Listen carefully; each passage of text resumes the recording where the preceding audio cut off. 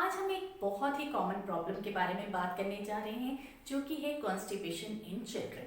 Constipation क्या है, ये किन वजहों से होती है, हमें बच्चों की पॉटी ट्रेनिंग जो है वो कब स्टार्ट करनी चाहिए, कॉन्स्टिपेशन के लिए हमें डॉक्टर के पास कब जाना चाहिए और कॉन्स्टिपेशन के लिए क्या ट्रीटमेंट अवेलेबल है।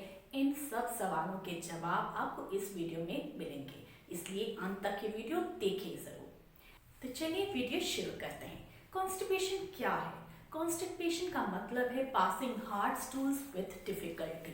अगर ये प्रॉब्लम 4 हफ्ते से ज़्यादा हो जाए तो इसे हम कहते हैं significant constipation. Causes of constipation, first of all change in routine. अगर आप अपने फ्रेश होने के रूटीन में कोई चेंज करते हैं या फिर ट्रैवल कर रहे हैं जिसमें कि बाथरूम अच्छे नहीं होते और आप वहाँ पर फ्रेश होना अवॉइड करते हैं।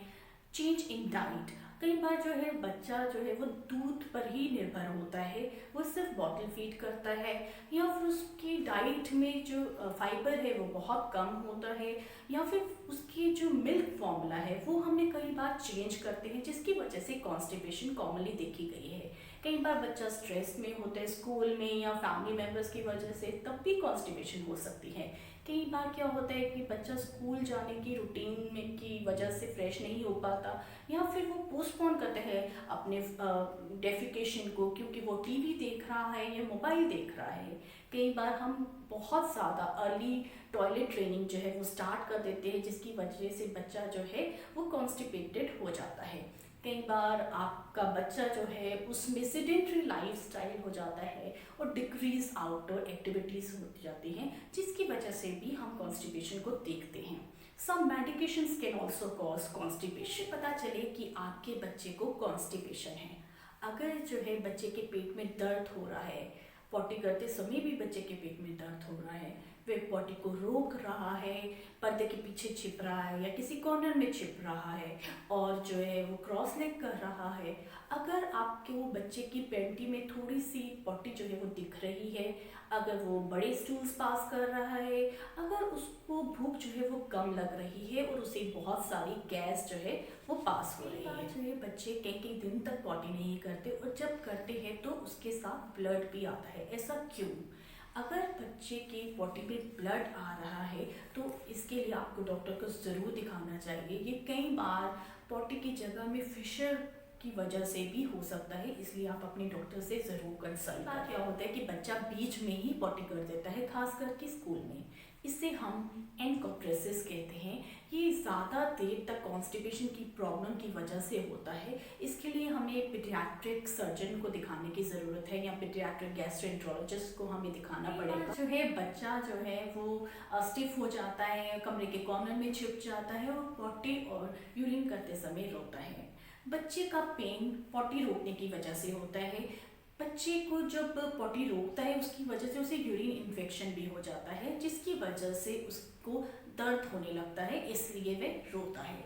ये तो हुई बात कॉन्स्टिपेशन और उससे जुड़े सवालों की। अब हम बात करते हैं ideal time for potty training. 2 to 3 years is the ideal time for potty training. हमें बच्चे को धीरे धीरे से टॉयलेट ट्रेनिंग स्टार्ट करवानी चाहिए, उसे डांटना नहीं चाहिए। अगर आपका टॉयलेट जो है वो वेस्टर्न टाइप का है तो बच्चे के पैरों के नीचे एक स्टूल रख दीजिए ताकि वह आसानी से वो टॉयलेट ट्रेनिंग स्टार्ट कर सके। कई बार बच्चा 5 से 6 दिन के बाद पॉटी करता है, क्या ये सही है? ब्रेस्ट फीड बेबीज जो हैं वो दिन में 5-6 बार पॉटी करते ही हैं।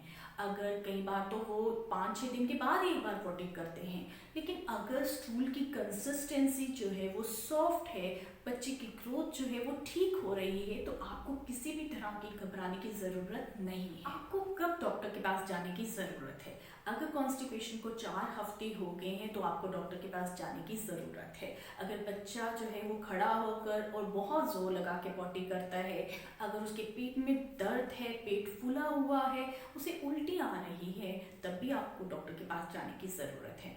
अगर बच्चे की पैंटी में आपको थोड़ी थोड़ी सी पॉटी दिख रही है तब भी आपको डॉक्टर को दिखाना चाहिए।